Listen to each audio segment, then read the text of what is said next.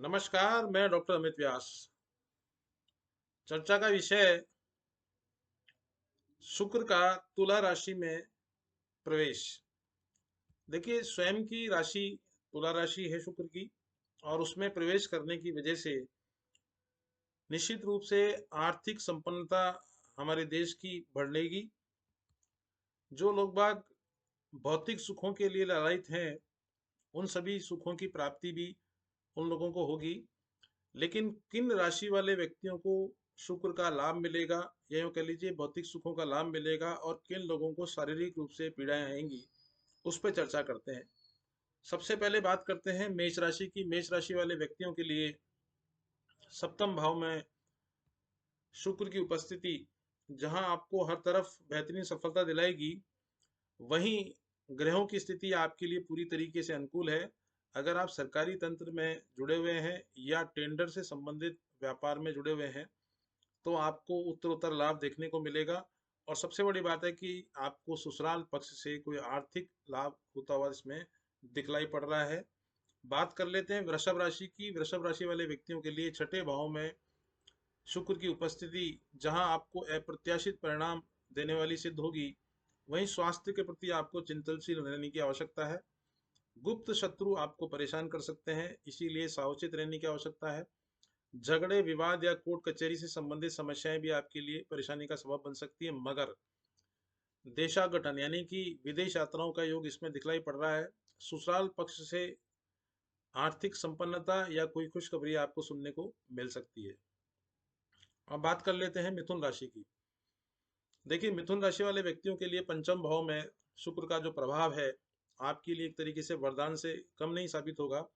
क्योंकि विद्यार्थियों के लिए और जो प्रतियोगी परीक्षाओं में लोग बैठे हुए हैं, उन लोगों को उत्तरोत्तर सफलता प्राप्त होगी, रोजगार के अवसरों की प्राप्ति होगी। और अगर आप विवाह नहीं हुआ है, तो विवाह होने के प्रबल योग भी इसमें दिखलाई पड़ रहे हैं।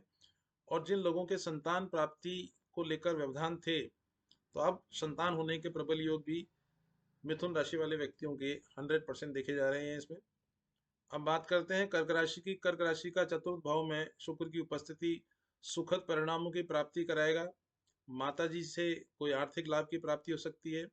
शासन सत्ता का पूर्ण तरह से संयोग मिलेगा। सामाजिक प्रतिष्ठा आपको प्राप्त होगी, और निश्चित रूप से आपके द्वारा जो किए गए कार्य हैं, उनकी सराहना आपको प्राप्त हो सकती है, और आपके प्रमोशन होने के भी प्रबल योग इसमें दिखलाई पड़ रहे हैं। अब बात कर लेते हैं सिंह राशि की। सिंह राशि का तात्पर्य यह है कि तृतीय भाव में शुक्र की उपस्थिति दर्शाई जा रही है इसमें, जिससे आपके पराक्रम में, आपके घर में खुशनुमा माहौल देखने को मिलेगा। छोटे भाइयों से मतभेद होने की संभावना भी दिख रही है। हालांकि दान पुण्य से संबंधित जो गतिविधियां हैं, वो आप ज़्यादा से ज़्यादा संपन्न करेंगे। धार्मिक यात्राएं इसमें आपको सुखद दिखलाई पड़ रही हैं। जो व्यक्ति विद्यार्थी हैं या जिनका जीवन प्रतियोगी परीक्षाओं को लेकर आशंकित है, तो ऐसे व्यक्तियों को निश्चित रूप से क्या है, प्रतियोगी परीक्षाओं में सफलता इसमें दिखलाई पड़ रही है। अब बात कर लेते हैं कन्या राशि की। देखिए, कन्या राशि वाले व्यक्तियों के लिए दूसरे भाव में शुक्र की उपस्थिति जहां आपको आर्थिक संपन्नता दिलाएगी, वहीं आपके प्रमोशन होने के योग भी इसमें दिख रहे हैं। थोड़े से विवादित मामलों से दूर रहने की आवश्यकता है। स्वास्थ्य संबंधी समस्याएं आपको परेशान कर सकती हैं, विशेष रूप से आंखों से संबंधित समस्या और डायबिटीज से संबंधित समस्या आपको परेशान करेगी। बात करते हैं तुला राशि की। तुला राशि वाले व्यक्तियों के लिए एक कहते हैं ना कि अप्रत्याशित परिणाम आपको प्राप्त होंगे। यूँ कह लीजिए कि आपकी मनोकामनाएं निश्चित रूप से पूरी होगी। पद और गरिमा की प्राप्ति होगी। बेहतरीन अवसर आपको सत्ता और शासन से कहीं ना कहीं पूर्ण रूप से सहयोग दिलाएंगी। और जिन व्यक्तियों के विवाह नहीं हुए हैं, उनके विवाह होने के योग भी इसमें दिखलाई पड़ रहे हैं। बात करते हैं वृश्चिक राशि की।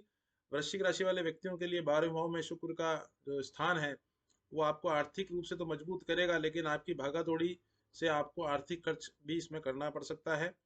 विदेशों से और मित्रों से संबंधों में प्रगाढ़ता देखने को मिल रही है। स्वास्थ्य संबंधी समस्या आपको परेशान कर सकती हैं।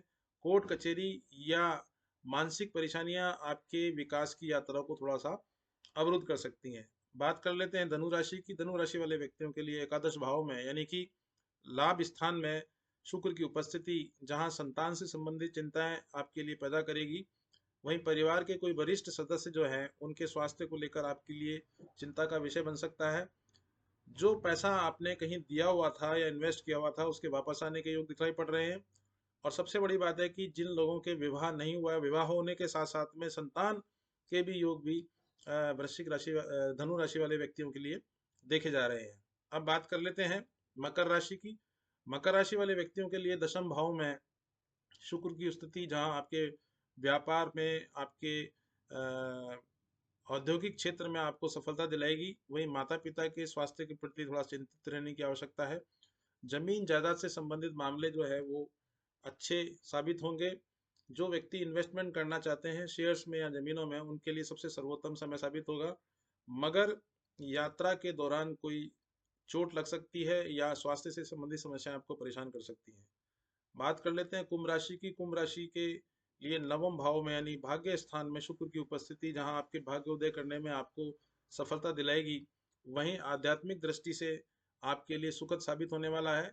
कार्य क्षेत्र में षड्यंत्र की वजह से या यूं कह लीजिए कि शत्रुओं की वजह से आपको मानसिक और आर्थिक दोनों ही प्रकार की परेशानियों का सामना करना पड़ सकता है।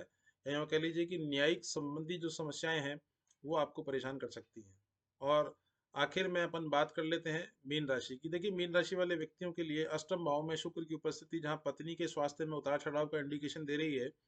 वहीं दूसरी ओर नया मकान खरीदने के और नई गाड़ी खरीदने के योग भी इसमें दिखलाई पड़ रहे हैं। आपके द्वारा जो किए गए कार्य हैं उनकी वजह से आपको सामाजिक मान सम्मान की प्राप्ति के साथ साथ में पद की भी प्राप्ति इसमें दिखलाई पड़ रही है। जिनका प्रमोशन ड्यू है उन्हें प्रमोशन भी अवश्य रूप से इसमें मिलेगा। लेकिन पैतृक संबंधी जो विवाद हैं वो कहीं ना कहीं आपके लिए परेशानी का कारण बन सकते हैं।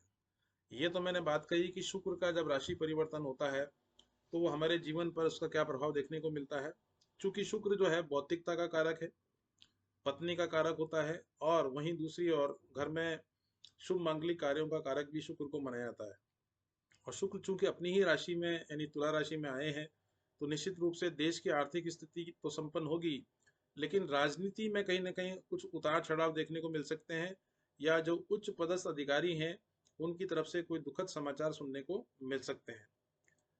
आज के लिए तो इतना ही पर्याप्त है। नमस्कार।